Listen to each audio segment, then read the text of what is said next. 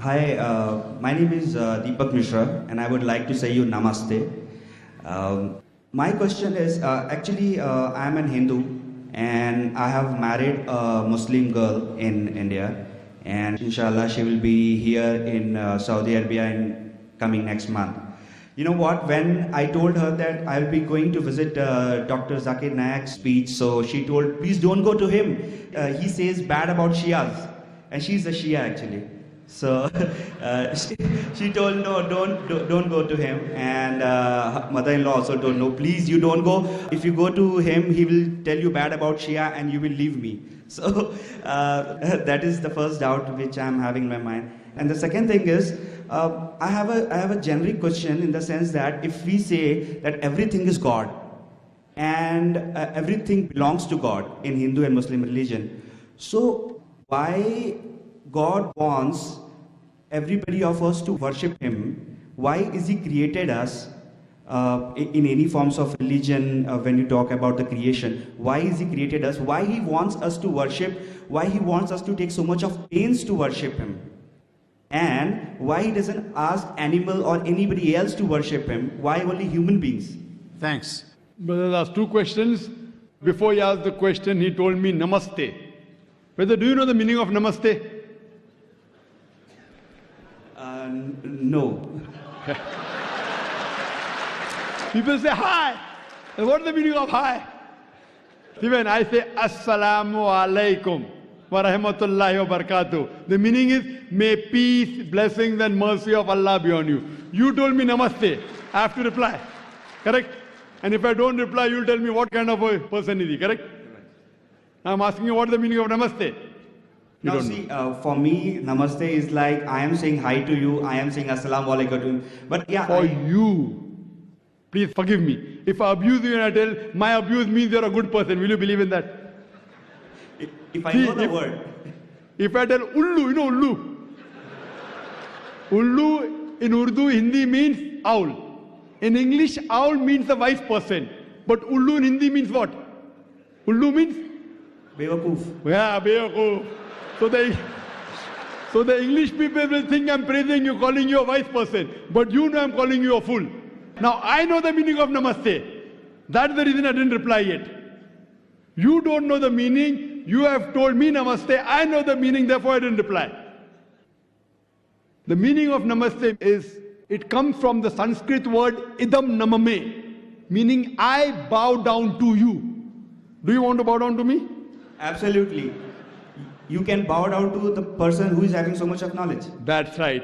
According to you, you can bow down to a person of knowledge, but according to the Quran and according to Islam and most of the religions, you bow down to no one but Almighty God. You know, there are many Hindus, after I give a talk, they come and touch my feet. You know what they say? हमने पहले बार भगवान का अवतार खुद देखा आंख से. It's the first time in my life I have met God Himself personally. Hindu telling me. So I tell, see, brother, I know you respect me, you love me, appreciate that. But bowing to anyone besides God is shirk. And even in Hinduism, you should bow down to no one but Almighty God. So I'm correcting him. He's doing out of respect, out of love. But love and respect should not go overboard. If it goes overboard, it's called as shirk. Associating partner with God. There are many Hindus who come after me and they praise me so much. They put me next to God, which I said, I am not God. You can only bow down to Almighty God. What I speak and the knowledge is a gift from God. This is a gift from God. So when you see me, you should say, MashaAllah. MashaAllah means as Allah willed. Means whatever I'm saying is because of the will of Almighty God. Otherwise, I was a stammerer. So that's the reason Namaste is against Islam. And against actually even the Hindu scriptures. Though some of the scholars say that idam namame can mean that I appreciate you, but the right meaning is I bow down to you. In Islam, assalamu alaikum, may peace be on you. You can say that anytime, anywhere. In English we say good morning. It may be raining cats and dogs, they have to say good morning. The person may have had a fight with his wife. Someone says good morning, he has to wish back good morning. He is cursing in his heart that such a morning should never come. Yet he has to reply by good morning, good evening, good night. So best in Islam is Assalamu alaikum, may peace be on. And I wish you, because the Quran says in Surah Nisa, chapter 4, verse 86, that if anyone greets you courteously, wish back more courteously. That if anyone greets you courteously, wish back more courteously, or at least the same. So I am wishing you back Assalamu alaikum wa rahmatullahi wa barakatuh. May Allah's peace and mercy be on you, brother. Now coming back to your question. The first question you asked, that your fiancée or your wife? My wife. Wife, oh, you already married her. Fine, your wife told you not to come for my lecture because I'm against Shias, and yet you disobeyed her. You know, you love me so much. I appreciate that. But, you know why? The word Shia doesn't exist in the Quran. See, the Shia Sunni is not mentioned in the Quran. The Quran says in Surah Imran, chapter 3, verse number 103, وَاتَصِمُوا بِحَبْلِ اللَّهِ جَمِيعًا وَلَا تَفَرَّقُوا. Hold to the rope of Allah strongly and be not divided. We Muslims should hold to the rope of Allah strongly and be not divided. And Almighty God says in the Quran in Surah Anam, chapter number 6, verse number 159, that, O Prophet, anyone who makes sects in the religion of Islam, you have nothing to do with him. Allah will look after his affairs on the day of judgment. So making sects in the religion of Islam is prohibited. So anyone who divides the religion of Islam into sects, he is going away from Quran and Sunnah. So tell your wife that Dr. Zakir Naik said, there's nothing like Shia Sunni. Quran says, Atiullah wa Atiur Rasul. Obey Allah and obey the Messenger. What we have to do is we have to follow the Quran and the sayings, the authentic sayings of Prophet Muhammad, peace be upon him. And the only label you can give is Muslim. So I don't call myself Shia Sunni, I call myself Muslim. So you say today to your wife, I met Dr. Zakir Naik who calls themselves a Muslim. And I'm neither against Sunnis or neither against Shias. I tell all the Muslims, whatever name they call themselves, come back to Allah and His Rasul. Now, when I give answer, some of the Muslims who may be practicing things against the Quran and Sunnah may feel offended. So you ask your wife, are you following something against the Quran and Sunnah? If you are not, then why are you afraid of Dr. Zakir Naik? If you are, yes, you have to change and come back to Quran and Sunnah. Don't follow what Zakir says. Zakir is zero in Islam. Atiullah, Atiur Rasul. Obey Allah and obey the Messenger. So tell your wife, if she is following anything against the Quran and Sahih Hadith, then she has to rectify herself. She should call herself a Muslim because the word Shia is nowhere mentioned in the Quran. But I do appreciate that you love your wife, but you love me also, mashallah. Therefore I have come for my talk. Now coming to your second question, that why has God created us and why does God want us to worship Him? Why doesn't He ask the animals to worship Him? Now regarding a question, why does God want us to worship? I've already given the answer earlier. I think you came late, I don't know. That we worship God, we praise Him. People ask me, why do you say Allahu Akbar? Why you have to pray to God? I said, see, in Islam, whether we pray to God or not, it makes no difference to Allah subhanahu wa ta'ala. When I say Allahu Akbar, Allah is the greatest, He's already the greatest. By me saying Allahu Akbar, He won't become greater. Why do we say? You know why do we say?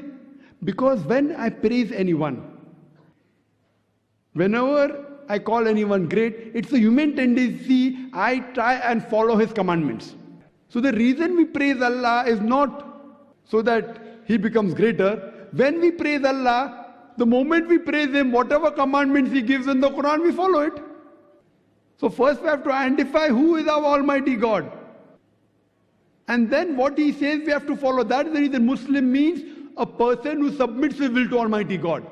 Quran mentions in Surah Dariyat, chapter 51, verse 56, that we have created the jinn and the men not but to worship me. Almighty God has created us to worship Him.